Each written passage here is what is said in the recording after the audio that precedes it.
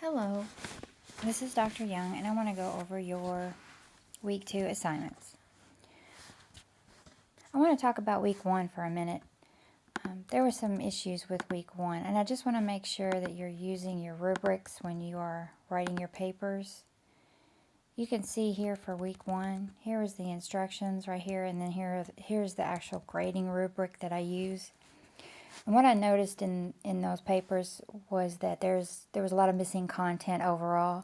For example, I had some students that talked about the evolution of management theory, but did not talk about a manager at all, or didn't talk about, didn't offer enough recommendations, didn't discuss weaknesses, which kind of need to get the recommendations, to think about those. So there was a lot of missing components here, and I just want to reiterate that you need to make sure to write your paper and check it against the rubric and make sure that you are addressing each section effectively. So that's just a reminder there. These rubrics are about the same every week, except they're talking about slightly different things. For this week, for Week 1, we're talking about planning, for example. But if you go over to Week 2, we're just talking about decision making. But you can see that you're still using a manager and you're still going through the process that you went through during Week 1, except you're going to talk about decision making specifically. And ethical decisions are added on there too, see, because you're going to talk about really an ethical or an unethical decision that you may have witnessed a manager making. You're going to talk about that. So really Week 2 is similar to Week 1 in that sense. There's some things I want to make sure for this. I know some students reached out to me about managers. I don't know a manager.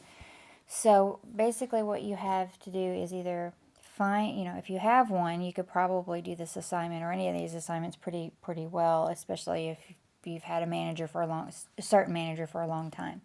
If you've been a manager yourself, you could self-analyze and talk about that. If not, you'll need to find someone that you know who's willing to talk to you, maybe about their strengths and weaknesses in any situations that maybe they've had that would apply to this assignment. The last option would be maybe looking at a renowned manager, CEO type person and do research on them and see if you can find what you can find out about them. And that would require a lot of research. So I would expect that if you're using that approach, you're going to have a lot more sources. Other thing I want to point out is you need to make sure to use academically credible sources. Please don't use ehowAbout.com, Wikipedia. I'm looking for publications or journals out of the SUO library, or they have articles as well. And you're going to need to cite your text if you're using any information from it at all or any ideas from it. Another thing I want to reiterate is, and I'm just going to go ahead and go over Week 2 assignments since I'm already here. I basically already have, since it's the same. It's just about the same thing. The only thing I want you to focus on here is decision making. What are the strengths and weaknesses in the decision making process? So for whatever manager you choose, think about how they make decisions. And is that a strength or weakness? And what about it is, what are the pros and the benefits, or the actually, what are the positive aspects? I don't know why I said benefits. The positive aspects of their decision-making process and the negative. And then how can they be better? So I think this assignment is easiest for people that can actually monitor, that know one very well and has basically witnessed their performance. But those are all the options that I have for you, because I realize that's just not feasible for some people. So there's different ways of approaching this. Make sure to use APA style. There was a lot of issues with APA in the last paper. APA format is required in this class. Research and APA format. I should always see a reference list full of sources, or having several sources, and a paper that is structured in APA style. So let me take you to that area. It's right here. And there's some really good resources. There's a sample paper, excuse me. Sorry, I'm having to clear my throat every 5 minutes. A sample paper that you can use. It's, it is exactly how you should format your paper. Fortunately, it's not coming up, so let me try that again. There it is, sorry. So here is all the specifics for that. And again, that is in your left course menu. Okay, so what I'm going to do now is go over your discussion.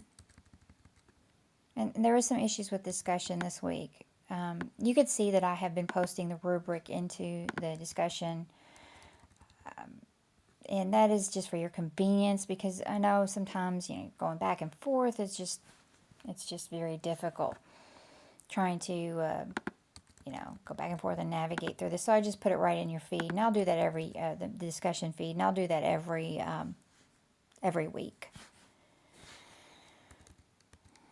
Please do not post attachments on the discussion board. I need them right on the board. I saw that last week. Some of you did correct that, some of you didn't. I need everything on the board this week and for the remainder of the course. So what you're doing is playing a role, kind of a role, ethical dilemma situation. You are a company that outsources a piece of equipment to another company, and that supplier is coming under fire for poor employee treatment.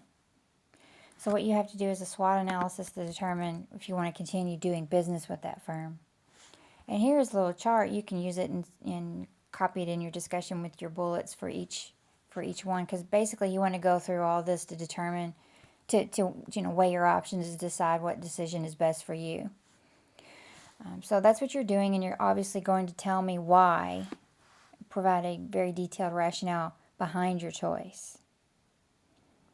So that's what this discussion is about this week. Just make sure that you're following the guidelines. What I've noticed is, it does require a lot of work to get 80 points. It requires you not to make any errors. It requires you to give me a substantive initial post with sources and correct APA format. It requires you to respond to me and 2 other students with sources as well. So, it does require a lot of work. And one more thing. The responses must be on 3 different days. All of that is on the rubric. So take a look. If you're not happy with your discussions, that's the requirements that you need to meet to raise that grade up. Luckily, it's only week 1. There's plenty of time to improve. It's not, I did not post any late penalties for week 1.